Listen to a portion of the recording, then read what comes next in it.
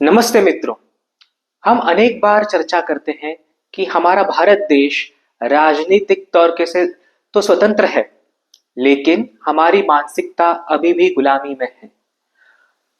तो हम इस समस्या का समाधान कैसे निकालें? How to decolonise the minds of Indian nation, इस पर आज हम बात करेंगे। मैं आपको ऐसे 3 बातें बताने वाला हूं जिससे हम अपने माइंड्स को डीकोलोनाइज कर सकते हैं। पहला काम है, हमें जो ग्रेगोरियन कैलेंडर है अर्थात इंग्लिश कैलेंडर को सरकारी कामकाज से और हमारे प्रतिदिन के कामकाज से रिप्लेस करके इंडियन नेशनल कैलेंडर का उपयोग करना चाहिए। इंडियन नेशनल कैलेंडर अर्थात राष्ट्रीय पंचांग 1956 में भारत सरकार ने अधिकृत तौर से अपनाया है। यह कैलेंडर के बारे में अधिक जानकारी चाहिए तो आप India meteorological department earth sciences की वेबसाइट पर आप देख सकते हैं, या फिर प्ले स्टोर में जाकर Indian national calendar app download कर सकते हैं। तो इंडियन नेशनल कैलेंडर के जो दिनांक है, हम प्रतिदिन हमारे कामकाज में, सरकारी कार्यों में, अथवा बैंक के ट्रांजैक्शंस के लिए हो या फिर रेलवे के टिकट की बुकिंग्स के लिए हो, हर काम के लिए इसके दिनांक का उपयोग करना चाहिए। यह है पहला काम। दूसरा काम है, हमें साप्ताहिक रविवार की छुट्टी को रिप्लेस करके उसकी जगह 3 दिन पौर्णिमा को छुट्टी देना चाहिए और 3 दिन अमावस्या को छुट्टी देना चाहिए। आज हमें प्रति रविवार छुट्टी मिलती है और दूसरा शनिवार और चौथा शनिवार भी छुट्टी रहती है, अर्थात महीने में 4 रविवार आते हैं, 2 शनिवार को छुट्टी, अर्थात 6 छुट्टियां हैं। और प्रति महीना में एक पूर्णिमा आती है और एक अमावस्या। तो 3 दिन पूर्णिमा को छुट्टी, 3 दिन अमावस्या को। पूर्णिमा के दिन, उसके अगला दिन, उसके बाद में का दिन, अमावस्या का दिन, उसके अगला दिन, उसके बाद में का दिन, ऐसे 6 छुट्टियां। तो आज का जो सिस्टम है उसको एक परफेक्ट रिप्लेसमेंट किया जा सकता है। आप पूछेंगे मुझे कि पूर्णिमा और अमावस्या ही क्यों?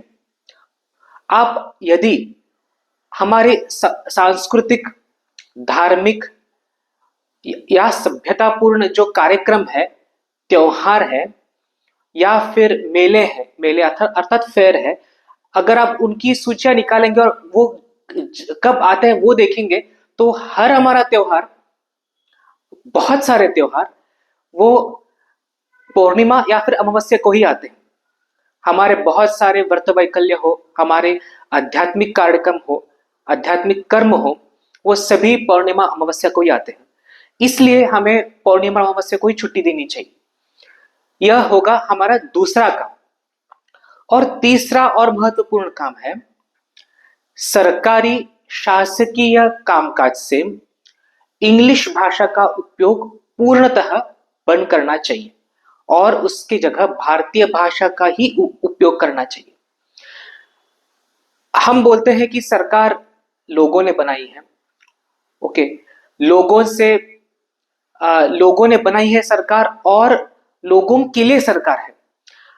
तो आप 2011 के जनगणना के अनुसार केवल 0.02% लोग इंग्लिश भाषा को अपनी प्राथमिक भाषा समझते हैं, ऐसे उस जनगणना में नोंद है।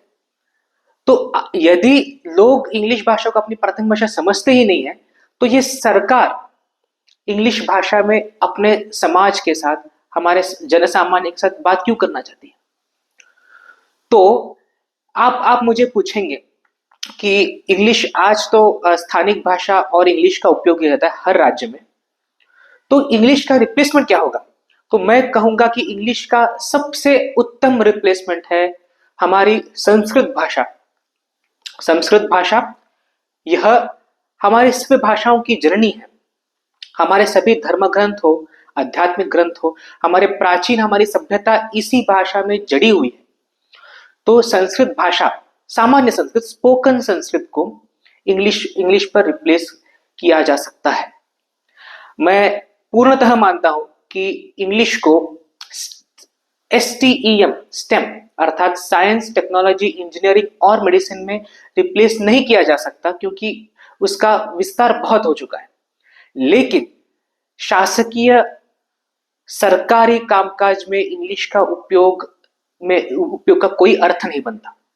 इसलिए जहां पर भी है इंग्लिश का उपयोग किया जा रहा है उसको संस्कृत से रिप्लेस करें। जैसे कि कर्नाटक में अभी शासकीय भाषा दो है, कन्नड़ा और इंग्लिश, वही कन्नड़ा और संस्कृत होना चाहिए। ओडिशा में ओडिया और संस्कृत है, ओडिया और इंग्लिश है, वो ओडिया और संस्कृत होना चाहिए। इस तरीके से बात कर सकते। और इस काम का हम शुरुआत कैसे कर सकते हैं? एक सामान्य तौर के अभी जो भी हमें हमारे नाम फलक है, नेम बोर्ड जहां पर भी दिख रहे हैं, आपके रस्तों के नाम हो, घरों के नाम हो, या फिर पार्क गार्डन्स के नाम हो, सार्वजनिक जगहों पर जो पब्लिक प्लेसेस में नाम है, उनके बोर्ड्स आप देखेंगे तो वो स्थानिक भाषा और इंग्लिश में रहती है। वही बोर्ड्स को हम कम से कम यही शुरुआत करना चाहिए कि वो स्थानिक भाषा और देवनागरी संस्कृत में हो। तो यह है हमारा तीसरा काम। तो यही 3 काम क्यों, आप मुझे पूछ सकते हैं। क्योंकि एक सामान्य व्यक्ति हर दिन अपने कैलेंडर को देखेगा,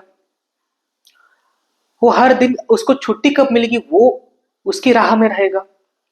और तीसरा मतलब जब वो अपने समाज में बाहर निकलता है, सामान्य पब्लिक प्लेसेस में बाहर निकलता, तो वो बोर्ड्स पढ़ेगा। यदि हम वो 3 चीजें हम उसका भारतीयकरण करें तो ही जनसामान्य की विचारधारा बदल सकती है। इसी कारणवश ये मेरे 3 काम। मैं चाहता हूं कि यह वीडियो सभी लोग देखें, और विशेषतः जो राजनीतिक नेता हैं या फिर जो राजनीतिक पॉलिसीज को लॉ मेकर्स है, पॉलिसी मेकर्स है, वो देखें और इस पर विचार विमर्श हो। यही मेरी इस वीडियो की आशा है और यही मैं चाहता हूं। धन्यवाद।